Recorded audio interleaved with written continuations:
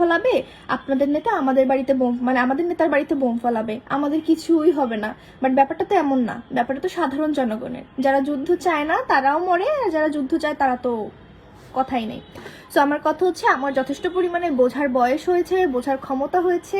আসলে আপনাদের ভারত সম্পর্কে আমি কিছু বলতে চাই না। আমার খুবই পছন্দের একটা জায়গা, আমার যাওয়ার ইচ্ছাও আছে, আমি যেতেও চাই, আমি প্রসেসিংও করেছিলাম। বাট সেটা হচ্ছে কথা না।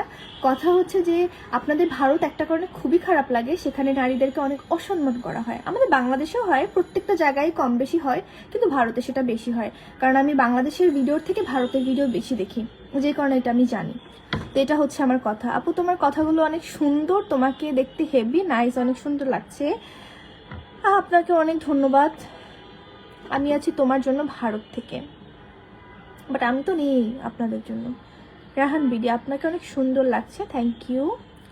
নবী নিসা, আপনাকে আমার সত্যি খুব ভালো লাগে। আমি যত আর আমরা নাই পড়লাম, আল্লাহ আপনার জন্য অনেক ভালো রেখে দিছে।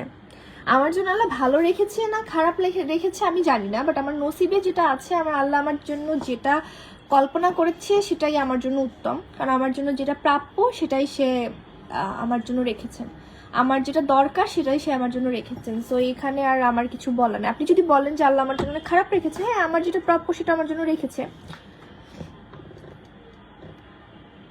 প্রতিমা মণ্ডল কমেন্ট করেছে, পড়েছিলাম খুব খারাপ লাগে, সেখানে নারীদেরকে পড়েছিলাম খুবই খারাপ লাগে, সেখানে নারীদেরকে অনেক, হ্যাঁ আমি দেখেছি ভারতে অনেক টর্চার করে। আর ভারতের যেই সব এলাকা দরিদ্র, ওদের তো অবস্থা খুবই খারাপ। এবং ভারতে ক্রাইম বলেন কি, মানে ভারতে যারা অনেক, এই যে ভারতে যে সেলিব্রিটিগুলো আমরা দেখি, ওরা কিন্তু অনেক কষ্ট করে বড় হয়েছে, বাট ওরা অনেক সম্মান দেয় মানুষকে।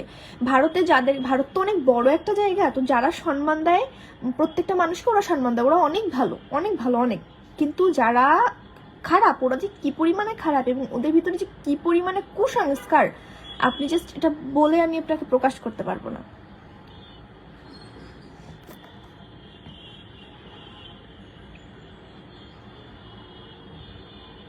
এটা হচ্ছে কথা। আমরা কমেন্টগুলো নিব। আমাদের ভারত বেড়াতে আসেন, আমরা বিরিয়ানি খাওয়াবো। জি, যদি কখনো কপালে থাকে তাহলে অবশ্যই যাবো। এখন বর্তমানে ভারতের ভিসা বন্ধ আছে, আমার যাওয়ার ইচ্ছা ছিল যে ঘুরতে যাব।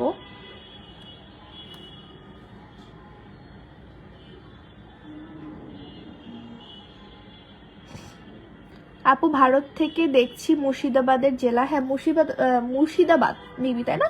এটা আমি না দাদাগিরিতে অনেক দেখেছি, মুর্শিদাবাদ, তারপর আসানসোল, তারপরে হচ্ছে যে উত্তর 24 পরগনা, এরপর আরো অনেক জায়গা আছে। এবং আমি ওইখানের সব ব্লগারদের ব্লগ দেখি, প্রত্যেকটা ব্লগারের ব্লগ দেখি।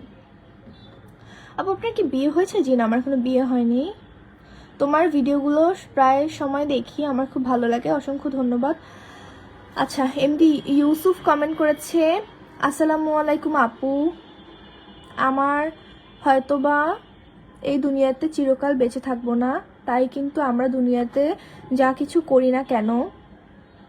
আচ্ছা, উনি অনেক বড় একটা কিছু লিখেছে, আসলে এটা পড়া সম্ভব হচ্ছে না। কিছু করি না কেন 60 বছর অথবা 40 বছর বাঁচবো,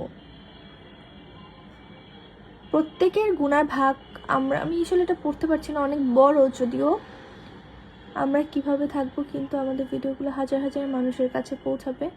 হ্যাঁ, এটা আসলে আমরা জানি না, যেমন হচ্ছে আপনি গুনার কথা বলছেন, বা নারীদের পর্দার কথা বলছেন, বা সবার গুনার কথা বলছেন, এটা অবশ্যই একটা যৌক্তিক কথা, বা এটা সত্যি কথা মানতে হবে। এখানে আমার তেলের বেগুনে ছিটে ওঠার কিছু নাই যে হ্যাঁ আপনি এটা আমার ভিডিওতে কেন বললেন, এটা আমি কেন বলবো, এটা আমার বলার মতো কিছুই নেই। এটা আসলে যৌক্তিক কথা, এটা